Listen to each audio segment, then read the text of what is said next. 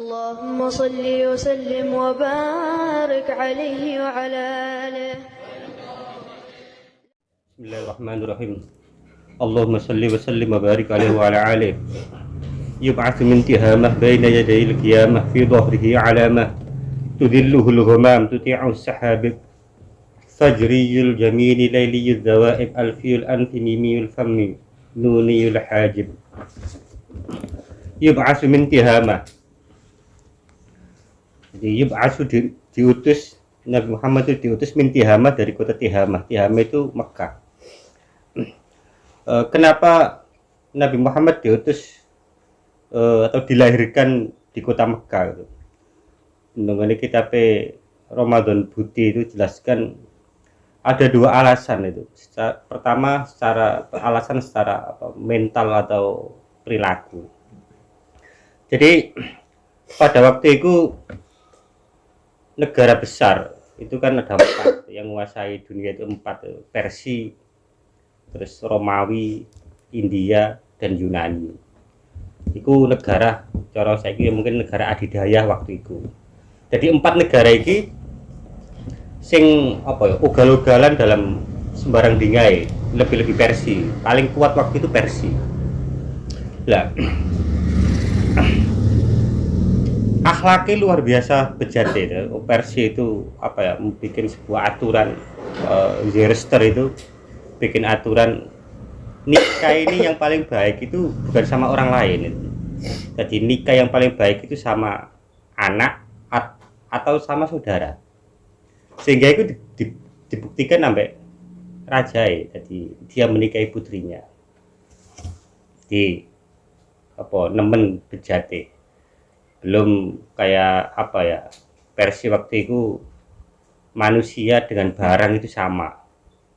Maksudnya sama itu ya bisa dijual, bisa dipekerjakan, ya sama. Jadi posisi wanita, posisi manusia ini sama dengan benda.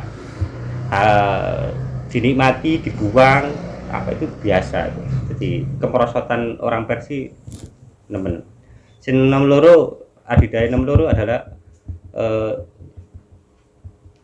Romawi ini waktu itu konflik sama-sama orang Nasrani ya, sama-sama orang Nasrani cari kekuasaan. Dia mengandalkan kekuatan militernya sehingga banyak perampasan, penekanan pajak dan lain sebagainya. Nomor telu India. India ya nggak tepat uang. Aku tahu diceritani guruku sing tahu sekolah nang India. Di India iku ana wong sing nyembah kemaluan ibuke. Karena dia punya keyakinan bahwa itu yang menciptakan dia. Di lewat itu dia itu lahir, sehingga dia sembah itu kemaluan ibunya. Saking sesatnya. Yang terakhir Romawi. Nah, saat itu penduduk Tihamah atau penduduk Arab Medina ini penduduk yang yang jauh dari itu, jauh dari kemaksiatan yang luar biasa, itu jauh dari itu. Jadi identik kepada ketenangan. Cara saya yang mungkin wong desa kudu. Adapun ada perilaku salah yang dilakukan oleh orang Arab itu bukan karena kriminal atau bukan karena maksiat, tapi karena bodoh. Saya ambil satu contoh ya. Kayak kakeknya Nabi, Sayyid Abdul Muthalib itu pernah nadar kepingin nyembelih salah satu anaknya. Lah iki hal sing konyol sih. Tapi dia punya anggapan ini adalah ibadah, ta'abbud gitu. Sehingga perilaku bejat yang dilakukan itu bukan karena dia menikmati dia tidak menikmati menikmati kemaksiatan itu, tapi anggapannya lho iki bener. Iki lo tak korbanno, nek kon korban hewan sih gak sepiro, aku iki anakku, salah siji anakku tak korbanno. Makane undiane pas ketepaan Sayyid Abdullah bapak Kanjeng Nabi. Makane Kanjeng Nabi diantara julukane Ibnu Dzabihah, anake wong sing jangan disembelih. Kayak contoh mana membunuh anak perempuan. Itu dia juga berdalih kesucian. Atine miris sajane. Maksudnya dia melakukan ini bukan karena senang, kan beda sih. Maksiat ya. Maksiat. Kemaksiatan ini kamu nikmati, ambek kamu maksiat, andai kan kamu salah, tapi kamu melakukan ini bukan menikmati, tapi kamu punya anggapan iki ku apik tak lakoni. Kan beda. Kok contoh mana contoh. Ana wong gak nurut ambek ibuke, contoh. Anak ngomong, "Bu, aku jangan nonton bioskop tak apa, aku jangan dugem." Jadi ojo. Tetep metu. Iki dhek metu iki dalam keadaan senang, menikmati kesenangan. Tapi ana wong sing gak diizini ibuke gelo tapi gak seneng. Contoh, ana wong mau contoh mlaku nang Wali Songo. Nanti awak mulai badhe melampa nang Wali Songo. Lho ojo aku mau gelo gak. Batine, gak, iki tetep bener. Aku tetep melaku. Lah, orang pertama dan orang kedua itu melakukan sama-sama salah melawan perintah ibu kan tapi beda kan. Sing siji dia ini melanggar karena dia ini senang-senang, sing siji dia melanggar anggapan iki ku ibadah tirakat. Lah ngono sih. Nah, iku contoh konkret ngono. Wong Arab biyen iku kesalahane iku koyo ngono. Jadi dia ini apa ya? Bodoh. Wa in kuntum min qablihi minadh-dhallin ngono Al-Qur'an. Kamu sebelumnya ini sesat. Sesat itu apa? Yaitu karena bodohnya. Bukan karena dia menikmati itu.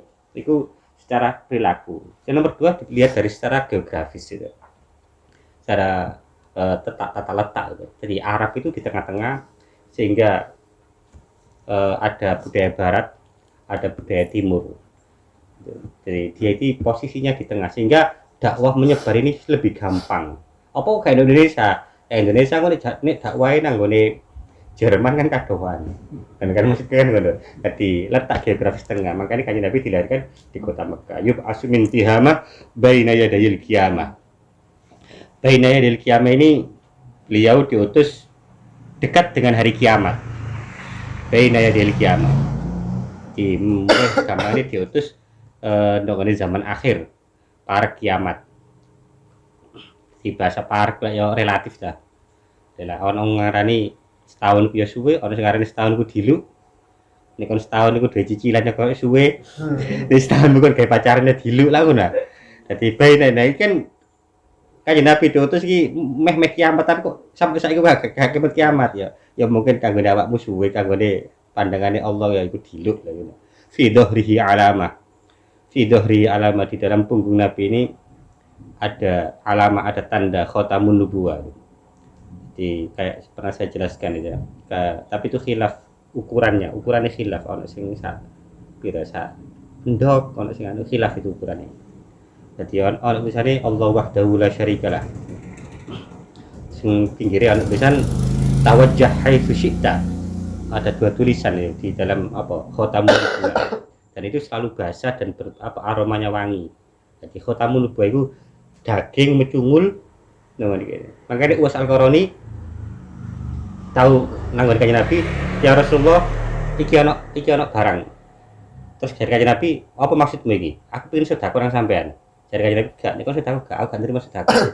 Aku gak nerima sedekah. Bon balik. Di kemudian hari dia datang lagi, ya Rasulullah, aku punya barang. Iya, terus untuk apa? Aku hadiahkan untuk kamu. Oh ya kalau hadiah enggak apa-apa terima. Setelah itu terus Uwais Al-Qarani ya. Salman Al-Farisi terus bilang ushidu bi annaka rasulullah. Aku bersaksi kamu ini adalah Rasulullah. Tapi sebelum saya bersaksi, aku tolong kasih bukti nyata. Nek sampai niku nabi, apa kamu mintanya apa? Buka itu bajumu. Ada kalau dibuka di ini ada tanda khatamun nubuwah. Sehingga percaya. Nah, ini kan sahabat itu kan cara berpikirnya beda-beda, cara keyakinannya beda-beda. Ono sing butuh bukti nyata, ono sing enggak, wis macam-macam. Fi dhahrihi alama tudilluhul ghamam. Yang Nabi itu pernah tudilluhu itu dipayungi atau di bahasa dinaungi dah, dipayungi mendung. Lah, tudilluhul ghamam ini bisa dhahiran bisa batinan. Nek dhahiran ya memang itu mukjizat, memang ada nyata, bukan fiktif. Yang nomor 2 min jihatil dhahir, min jihatil batin, dari sisi batin. Maksud itu dilluhul ghamam, Nabi dipayungi mendung. Itu maksudnya siapapun yang mengikuti jejak Nabi, dia akan ternaungi. Jadi dia akan ternaungi terjaga dari hal-hal yang tidak baik. Jadi tudilluhul ghamam iku ono ada dua arti, dhahiran wa batinan. Tuti usahaib ini nabi ini sifatnya tuti ditaati atau dituruti as-sahaib, beberapa mendung. Maksudnya gini, nek tudilluhul ghamam itu mendung iki ngaupi kanjeng Nabi. Tapi nek tuti usahaib itu Nabi itu dengan mudah meminta wahai langit hujanlah, maksudnya. Jadi mendung ini taat kepada Nabi itu maksudnya Nabi gampang nek njaluk hujan, maksudnya. Oleh apa mendung itu taat kepada Nabi. Fajriul jabin ini kanjeng Nabi iki cara baduke mencorong. Lailiyul dawaib, rambutnya hitam pekat. Alfiyul anfi, hidungnya mancung kayak huruf alif. Mimiyul fami, bibirnya kayak lubang atau kepala huruf mim. Bocor seki mungkin seksi kan mungkin. Nuniyul hajib, alis iki kayak lengkuke huruf nun. Sam'uhu yasma'u soriral qalam, pendengaran Nabi ini mampu mendengarkan suara di alam kolam. Kan alam itu macam-macam ya, ono alam kursi, ono alam aras, di antaranya ono alam kolam.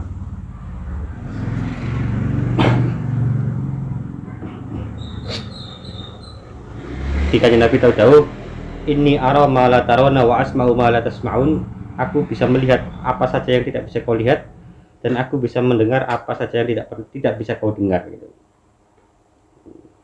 Kayak Nabi bisa mendengarkan rintian batu yang dilempar ke neraka.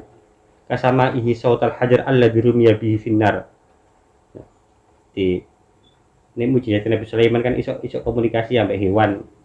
Tapi Nabi itu bukan hanya komunikasi dengan hewan, tapi bisa komunikasi dengan batu, dengan tumbuh-tumbuhan, dengan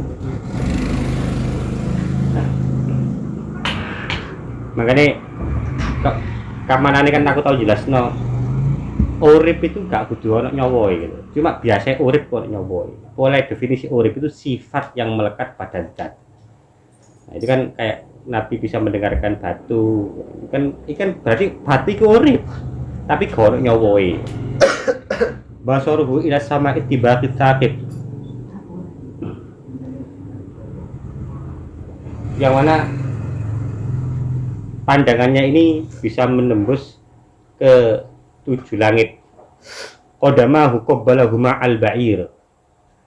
Kedua telapak kaki Nabi ini qabbalahuma al-ba'ir, dicium unta. Di akeh hadis sing nyeritakno tentang masalah unta sing bronto nang ngene Kanjeng Nabi.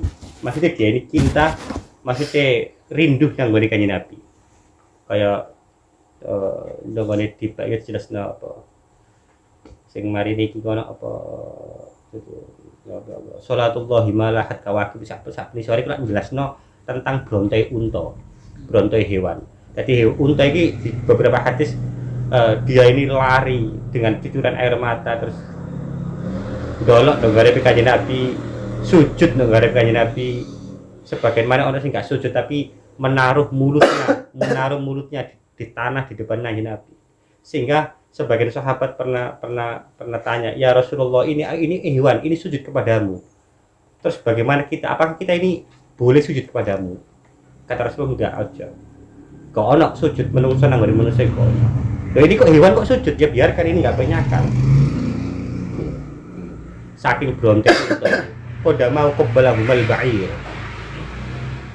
Kayak unta iki ya termasuk hewan sing sisi baiknya itu ada. Unta itu tidak mau hubungan seks dengan sing si ono kerabat. Itu enggak gelem. Iku kelebihannya unta. Jadi biyen aku tahu maca berita kisah nyata ono unta. Mitos ini dibuktikan itu. Sampai sekarang itu iya apa enggak. Sehingga ada unta sama anaknya, iki wis duwe anak. Lah iki terus dikawinkan di negara kandang, tapi anak ini ditutupi, betina ini ditutupi ambek kain. Ditutupi kain di negara kandang, dirangsang laki-lakinya agar hubungan intim.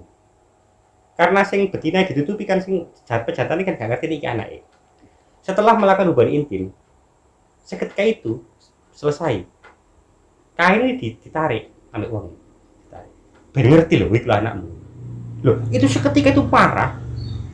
Wong mau tuh langsung ditabrak, ketiba, diincik-incik sampai mati. Diincik-incik unta sampai mati. Itu karakter baiknya unta. Jadi karakternya itu dia gak gelem melakukan hubungan intim, si orang darah ambek dek ini.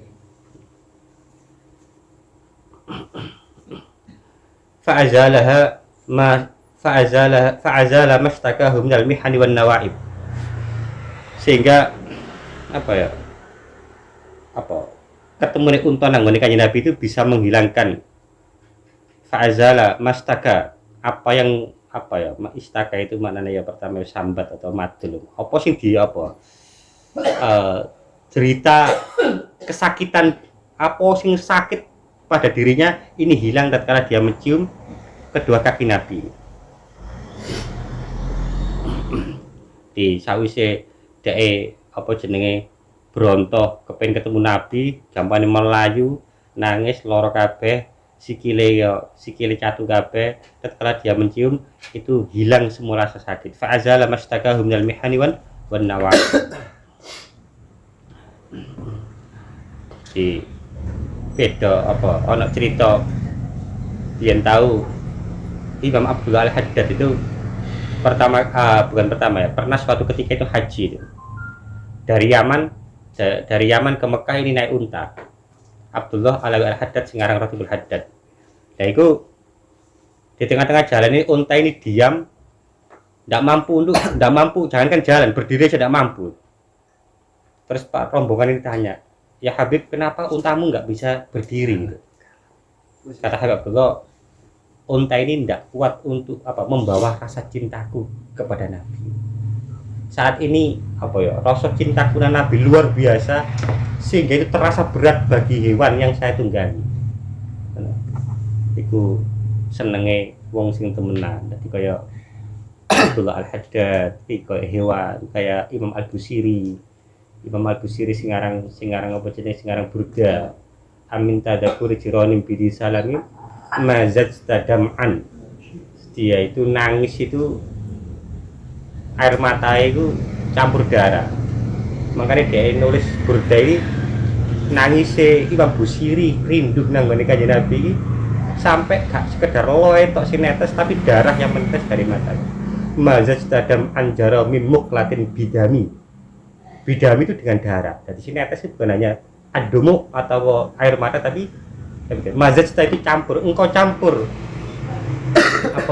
air matamu itu dengan darah. Itu jenenge wong sing bener-bener seneng nang ngene kaya. Makane terus pakai batung kiru hubbam ba'da masyahidat.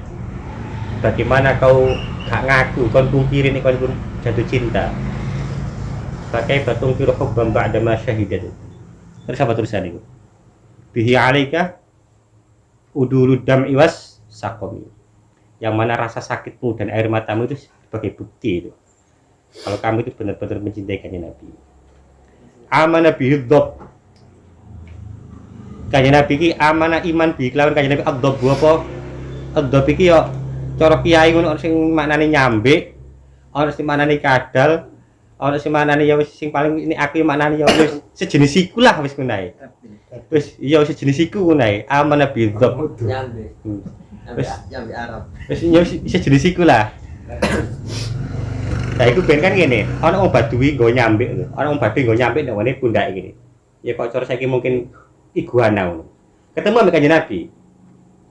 Terus wong Baduy iki bareng ketemu Kanjeng Nabi dawuh, "Kon gak iman tanang aku?" Enggak.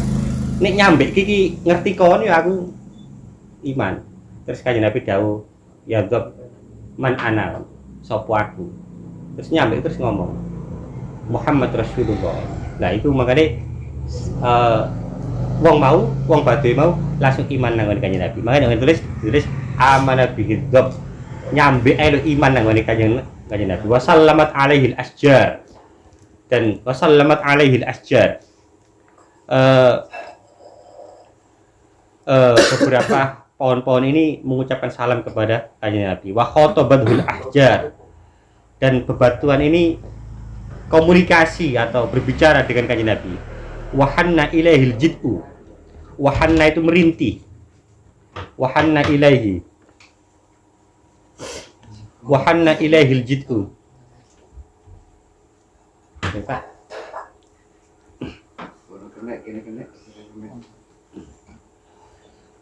Wa hanna ilaihil jid'u. Wa hanna dan merintih ilaihi pada kanjeng Nabi al-jid'u apa? Jid'u itu kayak cagak atau kelapa kurma.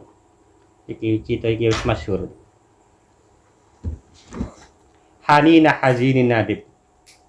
Jadi apa bukan hanya nangis ya. Hani apa merintih gitu, merintih. Sampai seolah-olah kalau Habib Umar menjelaskan itu kayak kudu pecah gitu. Apa cagak itu. Jadi cagai masjid sing pinggir mihrab terus mihrab digeser sama kanjeng Nabi terus cagai mau nangis dan itu didengarkan oleh para sahabat. Makanya sing rawi orang yang meriwayatkan kejadian ini kan gini. Saat itu nyawang semua orang yang ada di dalam masjid. Si tidak ada yang berani mengangkat kepalanya karena terharu. Semua ini mukibun apa ya dingkluk no sirai semua sak masjid itu menangis oleh nyawang kejadian apa jenenge merintih pelapa kurma ini. Yadahu tadharu barakatuhuma fil maqa'i wal masyarib. Tangan kanjeng Nabi itu tadharu barakatuhuma yang bisa mengeluarkan barokah fil maqa'i wal masyarib dalam makanan dan minuman. Dalam makanan dan minuman tadi ana berkah iso ya iso ngetokno kaya ana hadis nih astane kanjeng Nabi iso ngetokno banyu terus apa ya makanan yang disentuh Nabi ini enggak bisa habis dan lain sebagainya. Cuma mujizat sing kayak ngene iki duduk mujizat sing cara level apik. Boleh mujizat sing level apik itu mujizat apa ya? Quran gitu. Level apik. Pasti bisa dinikmati semua orang, bisa dinikmati siapa saja. Qalbuhu la yaghfulu wa la yanam. Artinya kanjeng Nabi itu la yaghfulu tidak pernah lalai, wa la yanam tidak pernah tidur. Kayak apa cara ngono oleh tasawuf makam muraqabah. Muraqabah iku artine gak tau lali nang pangeran. Makanya nek hikam itu dijelasno nek wali ku sak detik ae lali pangeran iku ketatapan dosa. Jadi artine gak tau lali nang pangeran. Makanya aku biyen tahu diajari apa. Jadi apa itu tahu dawuh nang aku ngene. Aku iki maca bukumu, ngomong nambek kon, ngomong nambek tamu, mulang ceramah. Atiku gak tahu lah gak Allah gak tahu. Sehingga awakmu kudu belajar. Engko nek kono iso enak. Jadi kon iki koyo ngomong kono koyo lengan aja apa dalam keadaan kamu fokus ya. Dalam satu titik untuk zikir. Kamu dalam posisi di titik yang lain. Hatimu tuh gak tahu lalai zikir nang ngene Allah. Terus aku takon pripun carane? Carane ya.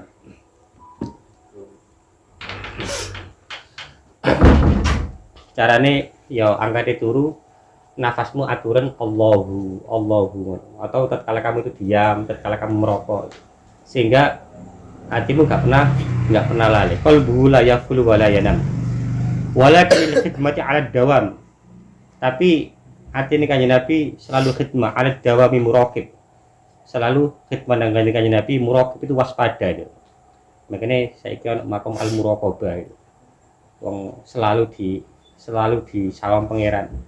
Sehingga salah si jenis wali ku ana wong ku nek adus gak gelem telanjang. Karena apa? Yo saking nemene muraqabah nang pangeran. Anggapane ya gak pantes aku masih dalam keadaan mandi, aku telanjangin gak pantes. In udiya yakfu wa la yu'aqib. Di antara sifat kanjeng in udiya yakfu wa la yu'aqib. Kalau disakiti ya'fu, memaafkan wala yu'aqib dan tidak membalas. Yo. Iki sing paling perlu dipelajari. sifat ngene iki apalagi kan sing mau-mau iku kan wangel, tapi kan iki yo angel tapi kan dilatih. Kan dilarani wong yo wis puron, kok dibales nek iso ya apik ono. Wis, tapi ya butuh belajar suwe ya. Wa in khusima yasmut wa la yujawib. Wa in khusima itu kalau khusima itu kan para padu nek dipadoni wong nek dilokno wong. Yasmut wa la yujawib. Dia yasmutu dia diam la yujawib dan tidak membalas, gak membalas omongan. Anggap aja gak penting kan. Gak penting. Kadang-kadang wong kan ewa kan dipuji gak sesuai kenyataan bangga.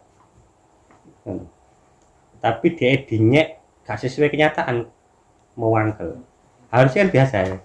Contoh orang bodoh nah cara dilem pinter kan. Terus kan bangga iku kon bodoh rek. Nah kok dilem pinter kok bangga. Atau sebalike, kon iki pinter terus dinyek bodoh. Lha aku kok tanggapi kan. Kan biasa deh. Dilem gak sesuai kenyataan, sampean nang dinyek gak sesuai kenyataan mau wangkel. Arfa'uhu ila asrafil maratib. Arfa'uhu iki fi'il madhi. Arfa'u iki apa subjek atau fa'il Allah. Arfa'u ngangkat sin Allahu ing kanjeng Nabi ila asrafil maratib. Pada derajat yang paling mulia. Fi raqbatin. Dalam kendaraan la tambagi yang tidak patut atau tidak pernah dinaiki qablahu wala ba'dahu liraqib. Sebelum kanjeng Nabi dan setelah kanjeng Nabi. Ya mungkin iki iso ababi, iso buruk atau yang lain. Iki mari kan apa iki nyangkut masalah Isra Mi'raj. Makanya Isra Mi'raj itu wis cerita wis mutawatir. Kanjeng Nabi selain Isra Mi'raj. Tapi ngono iki ana ulama sing ngarani, wong gak percaya Mi'raj iku gak apa-apa, gak dadi kafir. Tapi nek wong gak percaya Isra iku dadi kafir. Oleh Isra itu tekstualnya ndok Quran, tapi Mi'raj gak. Padahal kisah iki wis mutawatir. Cerita iki wis cara ngono akeh wong cerita nek Kanjeng Nabi mari teko Masjidil Haram nang ngene Masjidil Aqsa. Iki Mi'raj. Iki Isra, iki Isra perjalanan malam hari. Mi'raj teko Masjidil Aqsa nang ngene Sidratul Muntaha iku arane Mi'raj, kenaikan. Lah wong gak percaya kenaikan Nabi, gak kafir. Tapi nek gak percaya Isra Nabi dadi kafir. Ora pendapat ulama sing koyo ngono. Maksudnya ya sulit lah pendapat ulama. Padahal kabeh wong cerita, kabeh kiai, kabeh ulama yang cerita nek kanjeng Nabi ku gak sekedar Isra. Gak sekedar teko Mekah nang ngene Palestina, tapi ya Mi'raj itu naik. Sama mesti ya. Iku pandangan ulama. Makanya ana apa ilmuwan Islam itu pernah ngeriset ayat subhanalladzi asra bi 'abdihi lailan minal masjidil haram ila al masjidil aqsa alladzi barakna haulahu. Kata alladzi barakna haulahu. Jadi kanjeng Nabi ki Isra Mi'raj ta. Iku teko Mekah nang ngene Palestina nang ngene Sidratul Muntaha. Nah, karena ada alladzi barakna haulahu yang kecepatannya luar biasa, melebihi kecepatan cahaya. Harusnya kan kobong. Makanya pesawat sing banter-banter iku nang luar angkasa iku mesti dilapisi silikon. Iku ngambil dari kata alladzi barakna haulahu. Sing sekelilingnya ini diberkahi cara nyata yo kasih silikon biar enggak terbakar, biar enggak gampang terbakar. Kenapa? Kecepatannya tinggi. Di alladzi barakna haulahu. Fi raqbatin la tambahi qablahu wala ba'dahu li raqab. Fi mauqibin minal malaik. Fi mauqibin minal malaika. Fi mauqib ini golongan ya. Fi mauqibin minal malaik golongan para malaikat. Yafuku ala sa'iril mawaqib. Yang mana Nabi ini lebih Yafuku lebih tinggi ala sa'iril mawaqib dari sekian banyak komunitas para malaikat saat itu. Ya. Sampai langit ketujuh wis gak iso munggah maneh kuwatir terbakar sehingga Nabi naik lagi nanggone apa Sidratul Muntaha. Tapi perlu tak jelasno ya, tak pecah. bertemu Nabi nang Muhammad nang Sidratul Muntaha iku dudu kok pangeran iku kok bertempat di Sidratul Muntaha lho, aja salah paham. Karena Allah itu tidak bertempat. Ya terus pertemuannya gak kayak aku ambek kon gak. Ya kayak apa ya bila kaifin, gak iso digambar lagi itu. Boleh kok dibayangno itu pasti salah. Karena Allah itu zat yang tidak butuh tempat. Nih butuh tempat itu benda. Terus nomor loro tahu tak jelasno Allah dawuh itu dudu kok gono awale ya gono akhire. Jadi kok Allah ndawuh kanjeng Nabi, kayak aku ngomong ambek sampeyan ini gak. Ya waktu dawuh hijabe dibuka, mari dawuh hijabe ditutup. Wis ngono tok. Dadi gak gono awale gono akhire. Ngono. Iku dawuhne Allah. Jadi akeh wong kan bayangno kan ngene sih. Nabi ketemu Allah kok dialoge menungsa ambek menungsa. Gak ngono, gak jelas salah, wis jelas salah. Boleh laisa kamisli syai'un. Allah itu tidak sama dengan siapapun. Nah, ini Sidratul Muntaha. Dan Allah ya gak butuh tempat ya. Apa gak butuh tempat? Boleh apa? Gak butuh tempat. Ya, ini butuh tempat dan saat durungnya ada panggonan terus Allah manggon ndi. Allah itu kan ada sebelum ada sesuatu yang ada. Ini dia ini butuh tempat. Sebelum dia menciptakan tempat itu dia ndi kan. Jawab. Makanya Allah itu enggak butuh tempat. Dan Allah tidak punya arah. Gak mungkin orang ngomong ndok garepe pangeran, ndok mburi pangeran, ndok misore pangeran, ndok mburi pangeran itu jelas gak mungkin. Karena Allah tidak punya arah. Itu akidai Ahlussunnah wal Jamaah. Ya fuqu ala sa'irin mawaqif fa idza taqa ala al-kaunain. Fa idza taqa ala al-kaunain dan tatkala Nabi irtaqa itu naik alal kaunain. Atas dua alam. Wa fasala 'alil alamin dan dia pisah di antara dua alam. Wa wasala ila qabi qausain dan dia sampai pada tempat yang tinggi kayak apa? Kayak busur panah. Kayak busur panah. Kuntulahu. Iki maksud iki Allah sing dawuh. Kuntu iki saya Allah lahu nang kanjeng Nabi anan nadim wal mukhatib. Anan nadim itu aku yang menghiburmu wahai Muhammad wal mukhatib dan aku yang apa? Yang memberi apa? Sing ngomongi kon iku aku. Kuntul anan nadim. Nadim ini menghibur ya. Wal mukhatib dan apa? Dialog atau bercakap-cakap nanggone kanjeng Nabi. Makane janjane ya mukjizatin nabi-nabi kuwi ana nang Muhammad. Wis apa ae ana nang Muhammad. Sing Nabi Musa didhawuhi pangeran langsung ya. Nabi Muhammad ya didhawuhi pangeran langsung wal mukhatib. Kabeh ana. Nabi Sulaiman iso ngomong ambek hewan. Nabi Muhammad malah benda-benda sing watu-watu iku sing iso ngomong. Allahumma shalli wa sallim wa barik alaihi wa ala alihi. Itu ma'ruf min al-ars. Wallahu a'lam bishawab. Ala hadiniya wa lakum salihal Fatihah. اللهم صل وسلم وبارك عليه وعلى